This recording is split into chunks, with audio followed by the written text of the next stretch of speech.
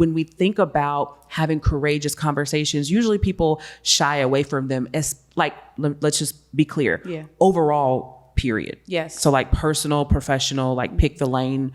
As humans, we like to please and appease. So there's that. Then you marry that in a corporate context and we really shy away from courageous conversations. Why do you think that is? And what advice would you share for us to kind of get over that fear and tackle some of those harder conversations? Yeah. Get a therapist. Because you got to work on that internal stuff. You know, the feet, like you said, it's not just at work. You scared to stick up for yourself at home.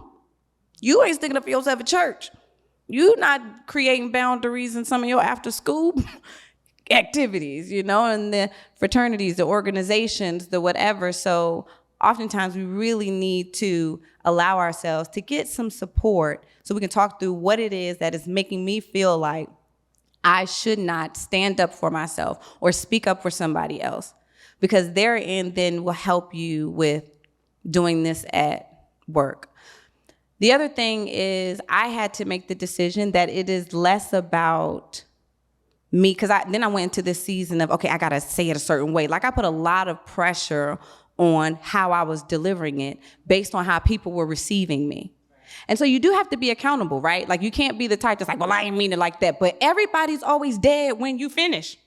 You might not have meant it, but nobody ever smiles after you're done. So you have to then say, okay, well, maybe I am a little harsh, or maybe I am a little, less thoughtful about the person on the other end.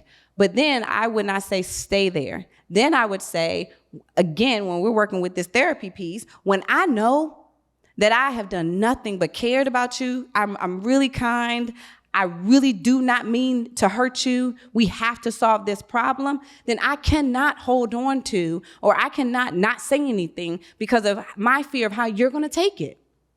And that's where some of that relationship and that I call them emotional deposits. And I try to talk to the leadership teams that I consult with. How many emotional deposits are you making? It's just like an account. If you are making emotional deposits with your team, the one time you're a little off is not going to make them quit.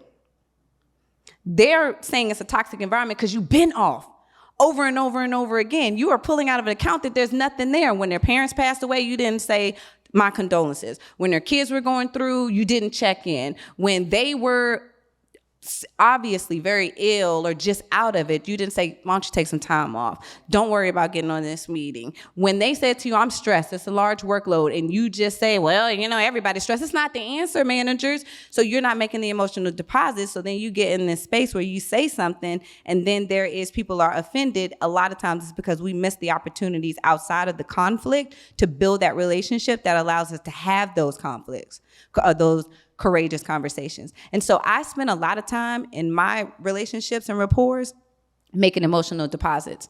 I am going to make sure that you know that I care about you. I look people in the eye. I am investing. I'm going to, and I'm not lying, and it's not flattery, but I make sure that when I come with something, don't even play me like I'm being mean.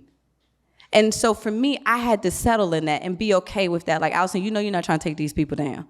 You're not being mean. You didn't mean it that way. So if somebody did receive it, we're going to take that feedback, but we cannot hide behind how are people going to take it, because the problem is not being solved. I looked up a couple of years ago and I saw we're repeating the same things. And it's because I did not deal with this elephant in the room, because I'm around here worried about what they're going to say when I know I didn't have those intentions.